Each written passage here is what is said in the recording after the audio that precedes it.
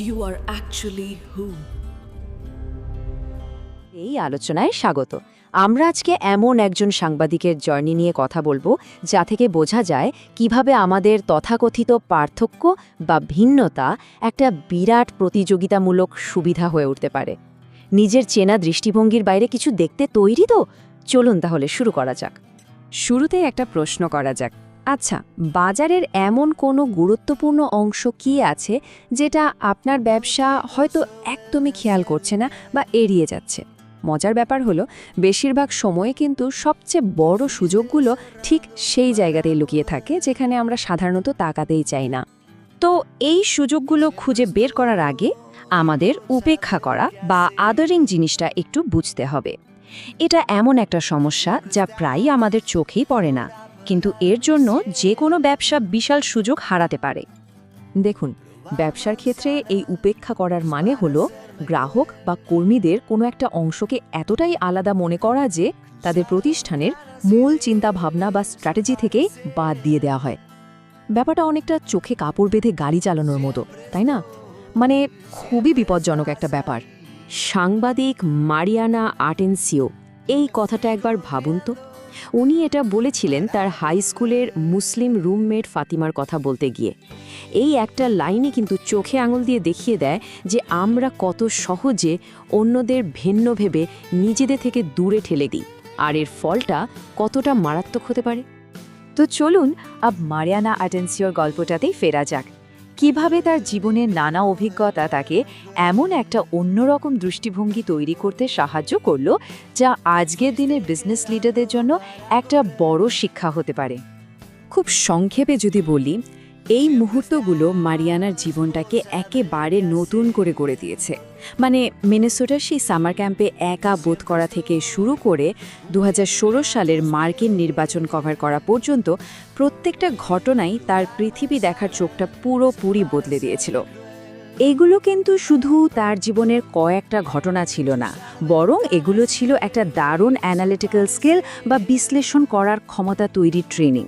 তিনি শিখেছিলেন কিভাবে অন্যের জুতোয় পা গলিয়ে পরিস্থিতিটা বোঝা যায়, আর ব্যবসার জগতে এটা যে কতটা দামি একটা স্কিল তা তো আমরা সবাই জানি। আচ্ছা, তাহলে এই মানসিকতার বদলটা ঠিক কিভাবে হলো? একজন মানুষ কিভাবে নিজের ইউনিকনেস বা অনন্যতাকে দুর্বলতা না ভেবে নিজের সবচেয়ে বড় শক্তি হিসেবে দেখতে শুরু করে? চলুন এই আলোচনার গভীরে যাওয়া যাক। এই বদলের সবচেয়ে ভালো উদাহরণটা পাওয়া যায় তার হাই স্কুলের ট্যালেন্ট শোর গল্পে।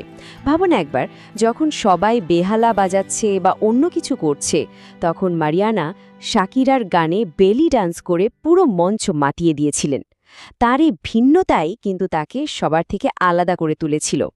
আসল কথাটা হলো, যা আপনাকে অন্যদের থেকে আলাদা করে সেটাই কিন্তু আপনাকে অসাধারণ করে তোলার ক্ষমতা রাখে। মারিয়ানার নিজের মুখ থেকেই শোনা এই কথাটা পুরো ব্যাপারটার সারমর্ম। তার ভিন্নতাই ছিল তার সাফল্যের চাবিকাঠি, আর যে কোনো ব্যবসার জন্য এই উপলব্ধিটা কিন্তু খুব খুব জরুরি।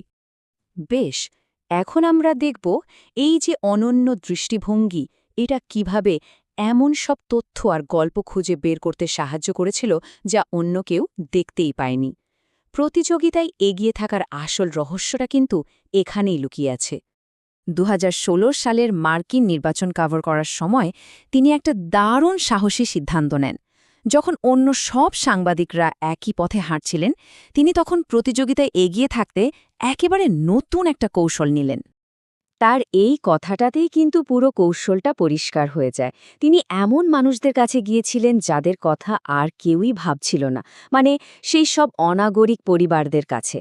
আর এই একটা সিদ্ধান্তই তাকে আর সবার থেকে অনেক গুণ এগিয়ে দিয়েছিল।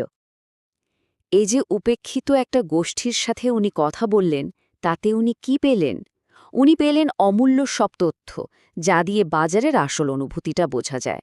উনি তাদের ভয়, তাদের আশা, তাদের মানবিক গল্পগুলো তুলে এনেছিলেন, যা অন্য কোনো নেটওয়ার্কের কাছে ছিলই না। ব্যবসার ভাষায় যদি বলি, এটা ছিল এক ধরনের ইউনিক মার্কেট ডেটা। তো এই পুরো গল্পটা থেকে আমরা কি শিখতে পারি? এই কেস স্টাডি থেকে পাওয়া শিক্ষাগুলোকে কিভাবে বিজনেস লিডাররা নিজেদের প্রতিষ্ঠানে কাজে লাগাতে পারেন? চলুন এবার সেটাই দেখা যাক। মারিয়ানার সাংবাদিকতার সাফল্য আর ব্যবসার মূলনীতি কিন্তু আসলে একই সুতোয় বাঁধা। যখন আপনি আপনার বাজারের সেই অন্য বা উপেক্ষিত অংশের সাথে মন দিয়ে কথা বলবেন, তখনই আপনি এমন সব ইনসাইট পাবেন যা আপনার প্রতিযোগীরা হয়তো কল্পনাও করতে পারছে না। আর নতুনত্ব বা ইনোভেশনের সুযোগ তো এখানেই। তাহলে উপায়টা কি? কিভাবে এই সুবিধাটা খুঁজে বের করা যায়?